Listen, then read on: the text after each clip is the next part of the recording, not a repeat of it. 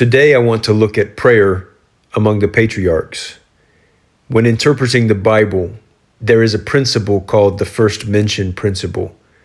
Whenever we want to understand a subject or a theme in the Bible, it's important to go back to the first time that it was mentioned. When we think about prayer, we often think of something personal, having to do with ourselves, meditation, communion with God, friendship with God, bringing ourselves peace, presenting our own requests to God for ourselves or on behalf of our families. But the first time that prayer was ever mentioned was in the context of a problem and of intercession for someone else. Genesis 20 says that Abraham had moved on from there into the region of the Negev and lived between Kadesh and Shur. For a while he stayed in Gerar, and there Abraham said of his wife Sarah, "She is my sister." Then Abimelech, the king of Gerar, sent for Sarah and took her. In case you're not familiar with this story, this is not the first time that something like this has happened. Abraham is a man of faith, a man following God. And yet we see in the story of his life that he also operated based on fears that he had. He was afraid as he wandered from place to place that foreign people would see how beautiful his wife is and kill him so that they could have her. But he reasoned to himself that if he said, "She's my sister," then they wouldn't hurt him, but would instead give him some money or try to garner his favor and just take his wife into their people, among their people. And she, he said, could do him a kindness by agreeing to it. For most modern people, this is unconscionable. It is disrespectful, it is immoral, and it is unthinkable. And yet, this is the story of the Bible. This gives us great confidence, as a side note, to know that the Bible is actually trustworthy, not because it says things that are pleasant or good or that we agree with, but exactly because it doesn't. It shows us the real problems, pride, and painful choices that people made, even the prophets. Abraham had moved from place to place, and when he came to this area, he said, "She is my sister," and the king took her. But God came to Abimelech in a dream one night and said to him, "You're as good as dead because of the woman you have taken. She's a married woman." Now Abimelech had not gone near her, so he said, "Lord, will you destroy an innocent nation? Did he not say to me, 'She's my sister'? And didn't she also say, 'He's my brother'?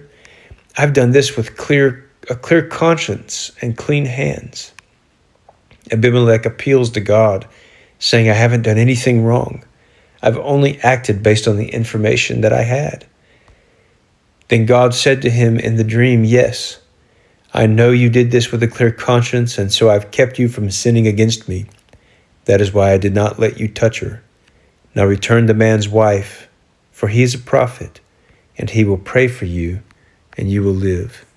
But if you do not return her, you may be sure that you and all who belong to you will die." We see in this story that Abraham moved. This idea of movement is actually connected, according to Adam Clarke, the 18th century Bible commentator, to the idea that Abraham was a prophet. The old Hebrew word is connected somehow, prophet, nabi, to movement, to being someone who doesn't have a fixed location, someone who is, as they are moved along by God, going from one place to another as they follow. The New Testament reflects this idea in the book of Hebrews, where it shows us that Abraham was not looking for a city that had a permanent location here, but rather for a city whose architect and builder was God. We also see that Abraham wasn't perfect. Abraham was not, as many people think, a man without fault. when we idealize the Bible heroes and think of the characters in the Bible as people who are better than us, different than us, above us, then we put them on an unfair footing, an unfair ground. In reality, the Bible describes these people as people just like us, as James mentions in the New Testament, that we should consider Elijah, who was a man just like us, but when he prayed, the heavens held back their rain, and when he prayed again, it rained. The point is that the prophets weren't any different than us. He wasn't perfect, and yet he was a prophet. He was someone who God had called. When he responded and followed, he became a person who had a message. He had a prophetic insight because he was walking with God, following God.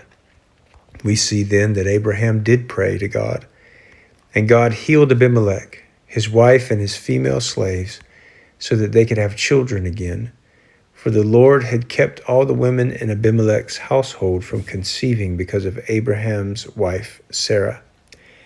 This is powerful because it shows us that the first mention of prayer in the Bible is not about personal meditation. It's not about personal blessing. It's not about even friendship or communion with God. But the word prayer is used in the context of interceding for someone else, even when our own choices have created a problem.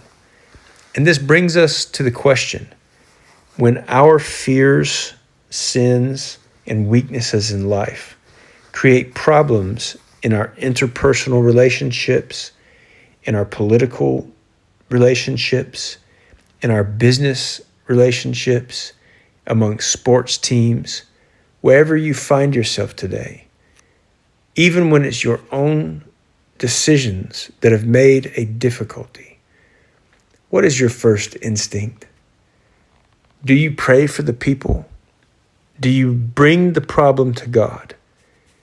In Abraham's case, God intervened and told Abimelech, Abraham will pray for you. And when Abraham did pray, God blessed Abimelech's household again. Like Abraham, we want to be people who learn to intercede, bring our difficulties to God. If we can, we will see that we will have generational influence.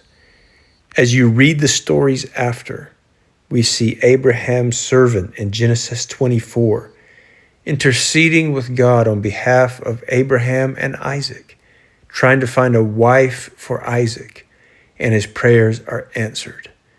When Isaac gets married, his wife is barren and can't have children. Isaac intercedes for his wife. He prays to the Lord, and she conceives.